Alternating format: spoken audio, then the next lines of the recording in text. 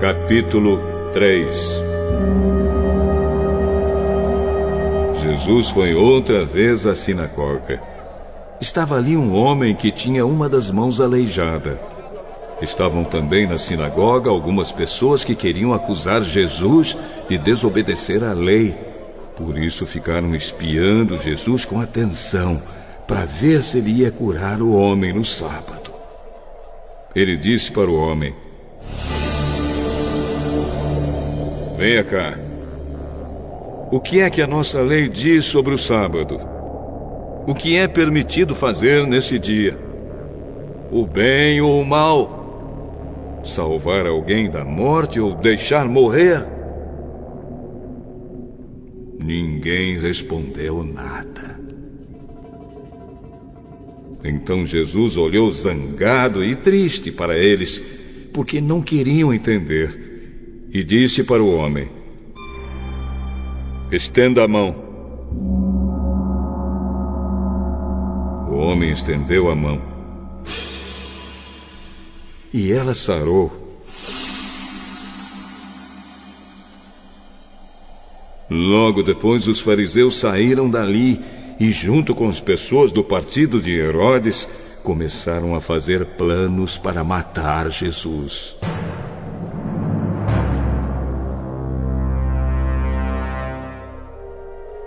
Jesus e os discípulos foram até o lago da Galileia.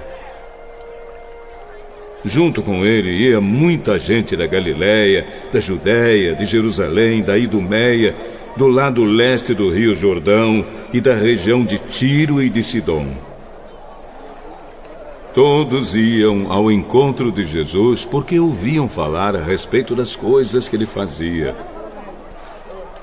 Jesus pediu aos discípulos que arranjassem um barco para ele, a fim de não ser esmagado pela multidão, pois ele estava curando tanta gente que todos os doentes se juntavam em volta dele para tocá-lo. E as pessoas que tinham espíritos maus, ao verem Jesus, caíam aos pés dele e gritavam: o Senhor é o Filho de Deus! Mas Jesus proibiu duramente os espíritos de dizerem quem ele era. Jesus subiu um monte, chamou os que ele quis, e eles foram para perto dele. Então escolheu 12 homens para ficarem com ele e serem enviados para anunciar o Evangelho. A esses 12 ele chamou de apóstolos.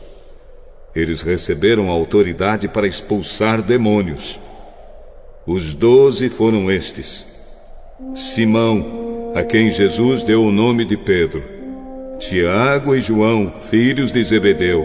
A estes ele deu o nome de Boanerges, que quer dizer filhos do trovão; André, Filipe, Bartolomeu, Mateus, Tomé, Tiago, filho de Alfeu, Tadeu, Simão, o nacionalista, e Judas Iscariotes, que traiu Jesus.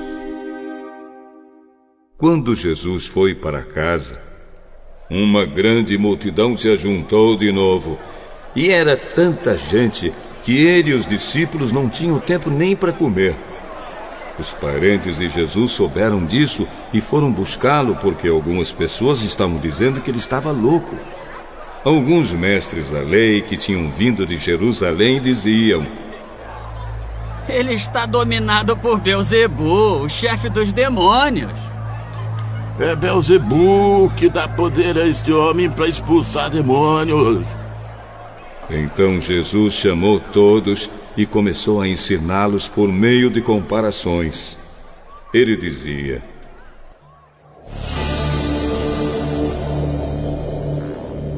como é que Satanás pode expulsar a si mesmo? O país que se divide em grupos que lutam entre si certamente será destruído. Se uma família se divide e as pessoas que fazem parte dela começam a lutar entre si, ela será destruída. Se o reino de Satanás se dividir em grupos, e esses grupos lutarem entre si, o reino não continuará a existir, mas será destruído. Ninguém pode entrar na casa de um homem forte e roubar os seus bens sem primeiro amarrá-lo. Somente assim essa pessoa poderá levar o que ele tem em casa. Eu afirmo a vocês que isto é verdade. Os pecados que as pessoas cometem ou as blasfêmias contra Deus poderão ser perdoados. Mas as blasfêmias contra o Espírito Santo nunca serão perdoadas, porque a culpa desse pecado dura para sempre.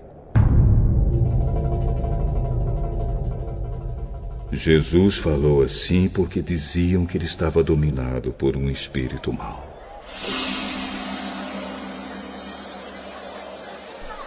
Em seguida, a mãe e os irmãos de Jesus chegaram.